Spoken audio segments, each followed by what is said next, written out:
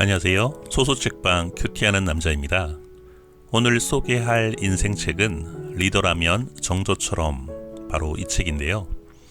리더십에 관한 범주에서 딱 한 것만 고른다면 다른 거 다 버리고 이 책을 추천해 드립니다. 먼저 저자 김준혁 교수님은 한신대학교 교수이시고요. 정조와 화성 전문가이십니다. 얼마 전 JTBC 차이나는 클래스에서도 출연을 하셨습니다. 조선의 왕들 중에 최고를 뽑는다면 세종대왕과 정조 임금을 들 수 있는데요. 개인적으로 정조가 조선시대 임금 중에 최고의 군주라고 생각이 됩니다. 먼저 책의 궤관으로 7파트 그리고 49개의 챕터로 되어 있는데, 정조가 개혁했던 일들과 그 과정에서 리더십을 발휘했던 49가지의 리더십 코드가 담겨 있습니다. 우리가 알다시피 정조는 비극적인 삶을 뛰어넘어 역사에 이름을 남긴 훌륭한 군주로서 삶을 살아왔는데요. 그의 아버지 사도세자의 죽음과 자신의 반대 세력인 노론의 온갖 음해를 통해 패출 위기를 겪었기도 했습니다. 또한 1777년 정조 1년 때는 정유역변을 통해서 죽음의 위기도 경험하게 되었는데요. 그럼에도 불구하고 정조는 당대 개혁군주로서 한 시대를 이끌고 현재까지 우리 역사상 최고의 지도자로 인정받고 있습니다.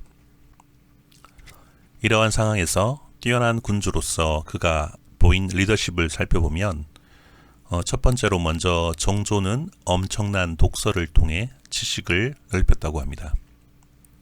정조는 어릴 때부터 반드시 책을 2번씩 보았는데요. 일독할 때는 책의 전체적인 내용을 파악하고, 두 번째는 재독할 때는 정독을 통해서 그 책이 갖고 있는 내용을 깊이 파악했다고 합니다. 이 독서법은 어머니 혜경궁으로부터 배웠는데, 어릴 때부터 한 방법이라 성인이 되었어도 그 독서법이 몸에 배었다고 합니다.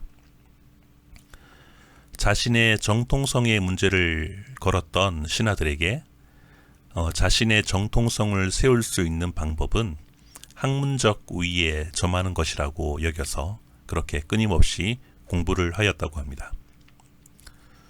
조선이 건국된 이래 조정에서 경련제도가 있었는데요. 이 경련제도는 신하가 왕에게 학문을 가르치는 시간이었다고 합니다. 그러나 정조는 오히려 이 경련 시간에 군주인 정조가 신하를 가르치는 시간으로 활용했다고 합니다.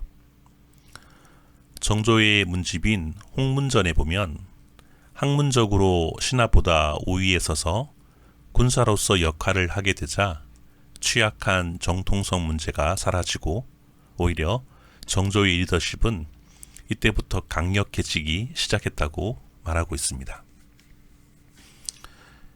현대의 리더 역시 자기가 정통한 분야 혹은 주도하는 분야에 대한 확고한 지식을 가지고 있어야 된다는 것을 보여주고 있습니다. 이뿐 아니라 세 번째 챕터로 가면 정조는 무외로 신체를 단련했다고 하는데요. 무외를 통해서 건강을 챙기는 모습 역시 리더십의 중요한 기본이라고 말하고 있습니다. 정조는 무엇보다도 활쏘기를 하였는데 엄청 명사수였다고 합니다. 50발을 쏘면 49발을 명중시키고 한 발은 일부러 허공으로 날려버렸다고 하는데요. 한 발을 그렇게 한 것은 무엇이든 가득 차면 못 쓰는 것이라고 했다고 합니다.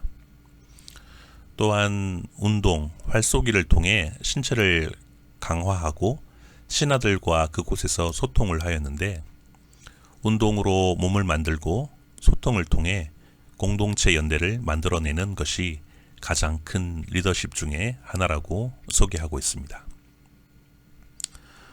또한 정조는 누구보다도 검소한 생활을 했는데요. 내시와 궁녀의 술을 절감하고 하루에 2끼만 먹고 그리고 한 끼당 반찬은 5가지만 준비하라고 했습니다.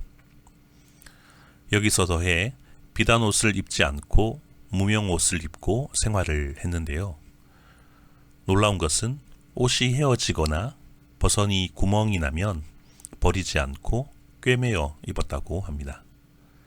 이러한 경비 절감으로 생긴 돈을 백성들을 위해 썼다라고 이야기하고 있습니다.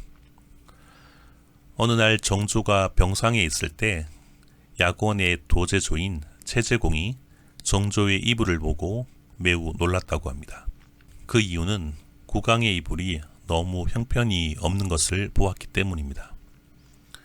이러한 검소한 생활을 통해서 옆에서 지켜본 정약용이 훗날 자신의 자식들에게 거친 음식과 해진 옷을 부끄러워하는 이들과 친구를 맺지 말라고 강조를 했다고 합니다.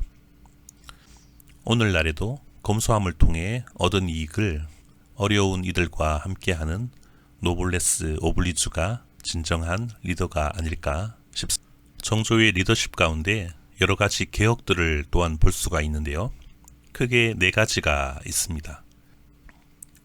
첫 번째로 민산입니다. 민산은 백성들의 재산을 늘려 모두가 잘 사는 사회를 만들기 위해 개혁을 추진했습니다.